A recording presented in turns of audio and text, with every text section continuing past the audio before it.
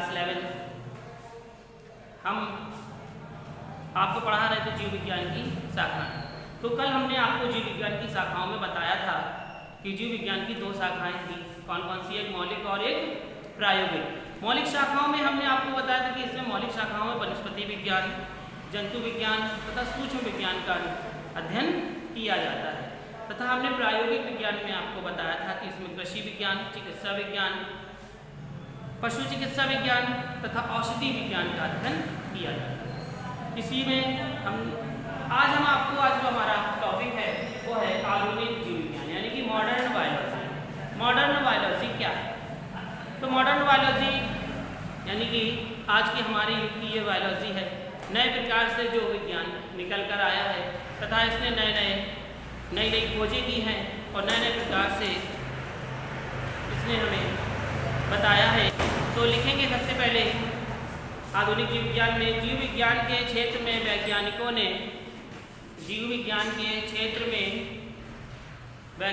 ने अनेक प्रकार की खोज एवं आविष्कार किए हैं।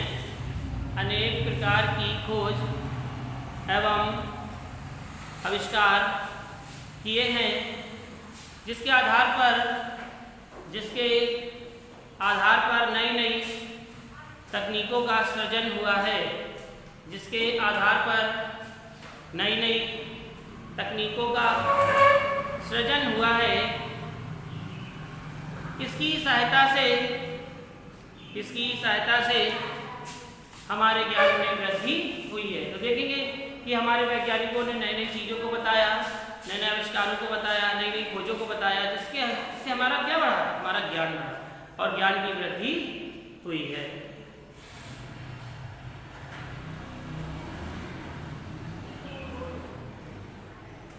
आधुनिक लिखेंगे, अगली लाइन से लिखेंगे आधुनिक जीव विज्ञान में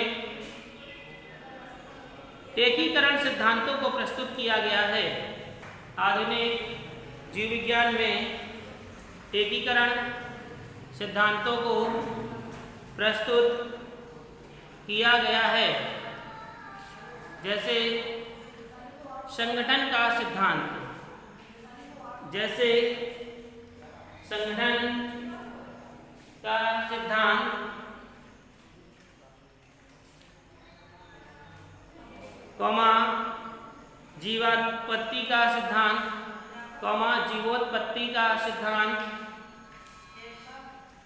जीवोत्पत्ति का सिद्धांत, कोशिका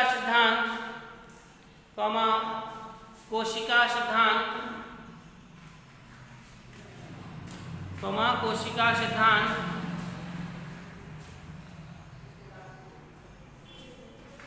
जैव विकास का सिद्धांत, जीन मत,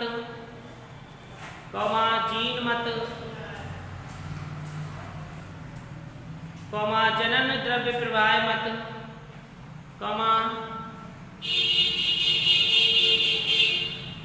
द्रव्य प्रवाह मत, व समस्थापन का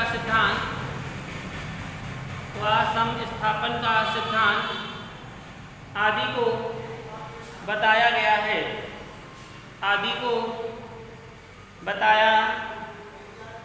है।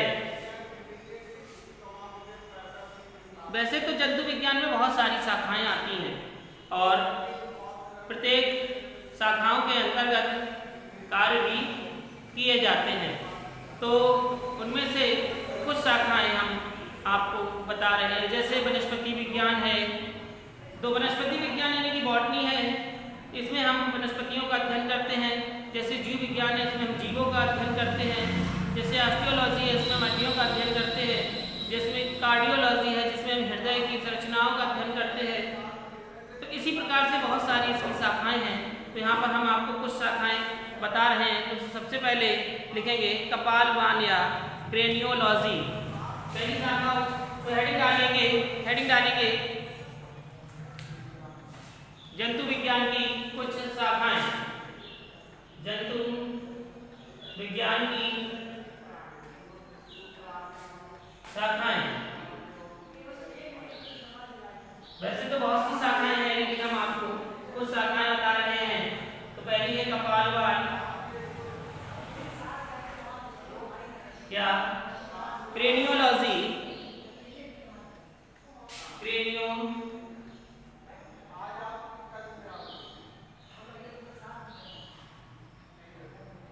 कपालवाल या क्रेनियोलॉजी, कपालवाल या क्रेनियोलॉजी। इसमें हम करोटी का अध्ययन करते हैं। करोटी का मतलब खोपड़ी, तो इसमें लिखेंगे इसमें करोटी का अध्ययन करते हैं। इसमें करोटी का अध्ययन करते हैं। इसमें करोटी का अध्ययन करते हैं। दूसरी है तंत्रिका विज्ञान या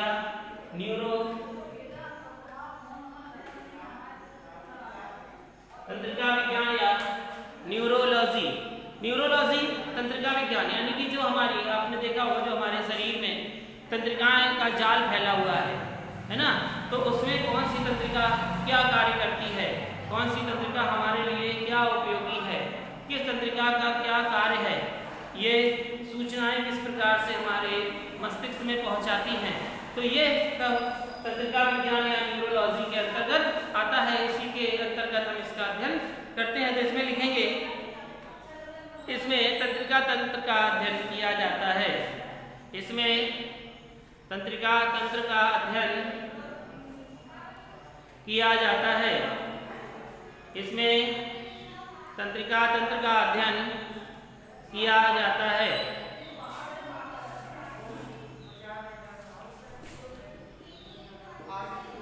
तीसरा है पेशी विज्ञान या सार्कोलॉजी।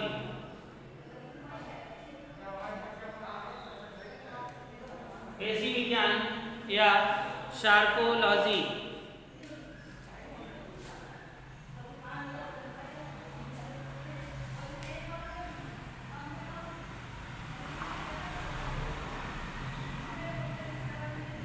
तो पेशी विज्ञान से आपको समझ में आ रहा होगा कि हमारे शरीर में क्या होती हैं, पेशियां होती हैं, भिन्न प्रकार की पेशियां होती हैं। तो इसकी पेशियों का अध्ययन किया जाता है। तो इसमें लिखेंगे पेशी विज्ञान में, इसमें पेशियों का अध्ययन किया जाता है।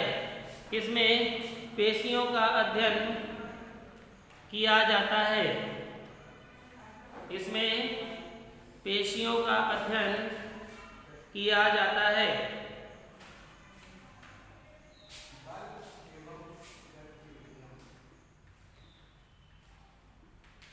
इसके बाद अगली आपकी है हृदय विज्ञान या हेमेटोलॉजी।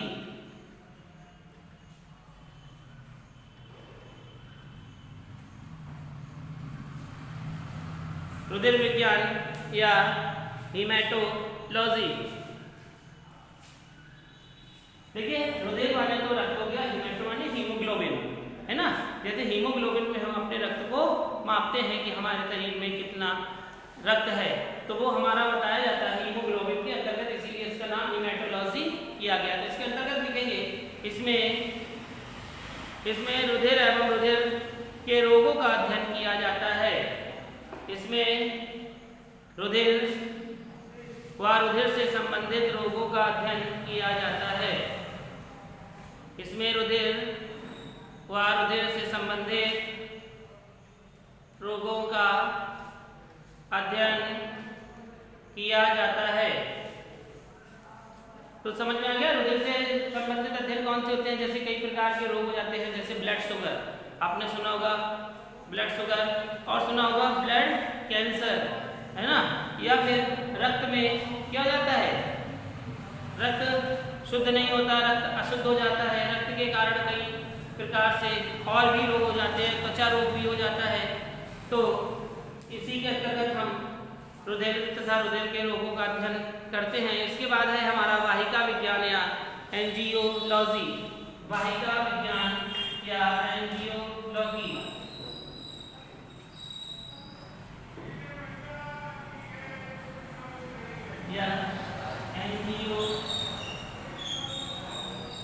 लॉजी, वाहिका विज्ञान या एंजियोलॉजी। तो वाहिका विज्ञान या एंजियोलॉजी क्या है? यानी कि हमारे शरीर में जो परिसंचरण होता है रक्त का या एंजाइम्स का, वो हमारा क्या कहलाता है? वाहिका, यानी कि वाहन का कार्य करने वाला, एक स्थान से दूसरे स्थान पर ले जाने वाले। इसका सबका अध्ययन हम करते हैं किसके अंतर्गत? एंजियोलॉजी के अंतर्गत। तो लिखेंगे इसमें परिसंचरण तंत्र का अध्ययन किया जाता है। इसमें परिसंचरण तंत्र का अध्ययन किया जाता है। इसमें परिसंचरण तंत्र का अध्ययन किया जाता है।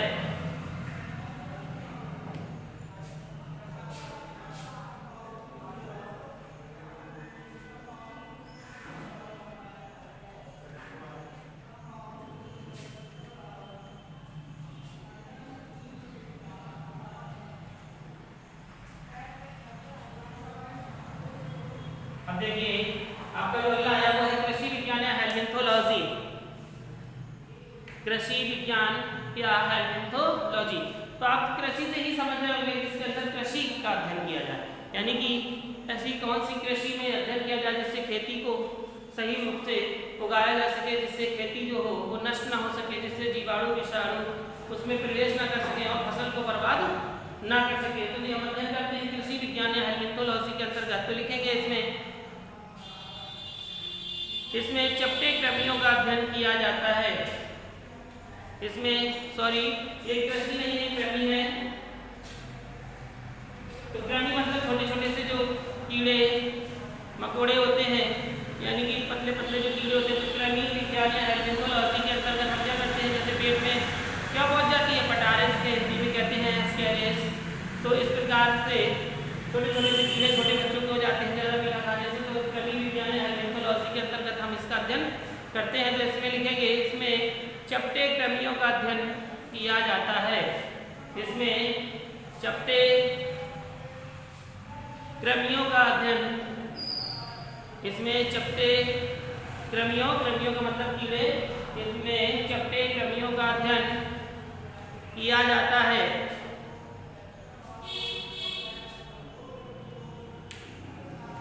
अब लिखेंगे कीट विज्ञान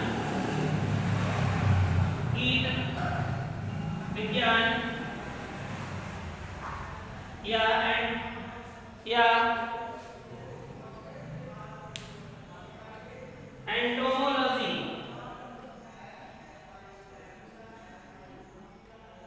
कीट विज्ञान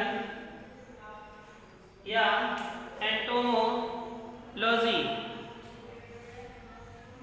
तो कीट विज्ञान या एंटोमोलॉजी क्या है? इसमें छोटे से बड़े कीटों का अध्ययन किया जाता है। लिखो, इसमें छोटे से बड़े कीट पतंगों का अध्ययन किया जाता है। इसमें छोटे से लेकर बड़े कीट पतंगों का अध्ययन किया जाता है।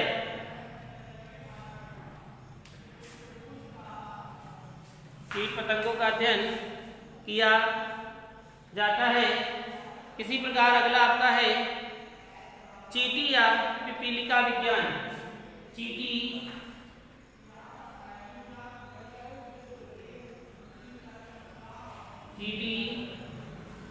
या पिपीलिका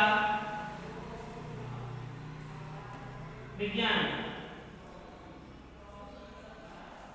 चींटी या पिपीलिका विज्ञान, तो इसमें चींटियों का अध्ययन किया जाता है। आप जैसे समझ रहे होंगे यहाँ पर चींटी लिखा हुआ है, तो चींटियों में कई प्रकार की चींटी आपने खुद ही देखी होगी कि लाल प्रकार की चींटी होती है, काली होती है, छोटी होती है, बड़ी होती है।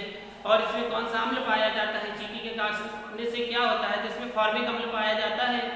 ठीक है, तो चींटी या पिपीलिका विज्ञान लिखेंगे। इसमें चींटियों का अध्ययन किया जाता है। इसमें चींटियों का अध्ययन किया जाता है। इसमें चींटियों का अध्ययन किया जाता है। इसी प्रकार लिखेंगे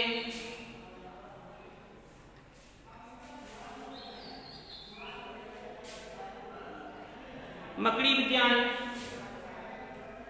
जो आपका नंबर होगा 9, मकड़ी विज्ञान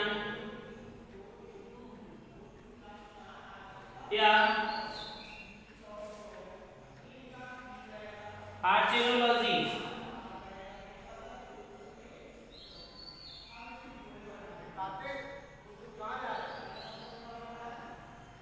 तो मकड़ी विज्ञान में आपको समझ में आ रहा होगा कि इसमें मकड़ियों का अध्ययन किया जाता है।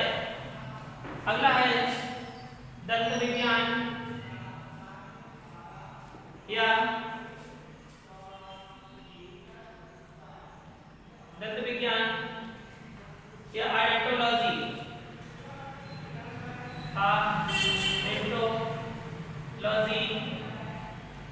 जिसके अंतर्गत किसका अध्ययन किया जाता है? दांत का अध्ययन किया जाता है कि दांत कितने प्रकार के होते हैं और दांत से हमें क्या लाभ है, कौन से दांत से क्या चीज होती है। तो लिख लीजिए दंत विज्ञान या आइडेंटोलॉजी। अभी इसकी शाखाएं और भी हैं जो हम आपको कल कराएंगे। तो ये आपके समझ में सब आ गया होगा। पहला था आपका कपाल विज्ञान या कार्डियोलॉजी जिसमें खोपड़ी का अध्ययन किया जा रहा था। दूसरा तंत्रिका विज्ञान या न्यूरोलॉजी जिसमें छोटी छोटी हमारी तंत्रिकाओं का अध्ययन किया जा रहा था, जिसे हम नष्टि बोलते हैं। इसी प्रकार से पेशी अध्ययन, जो हमारे शरीर में पेशियां होती हैं उसका अध्ययन किया जाता है, जिसे हम सार्कोलॉजी कहते हैं। इसी प्रकार उदर विज्ञान, इसमें रक्त का अध्ययन किया जाता है, जिसे हम हेमेटोलॉजी कहते हैं। इसी प्रकार वाहिका विज्ञान, जिसमें रक्त वाहिकाओं का अध्ययन किया जाता है, जिसे हम एंजियोलॉजी कहते हैं।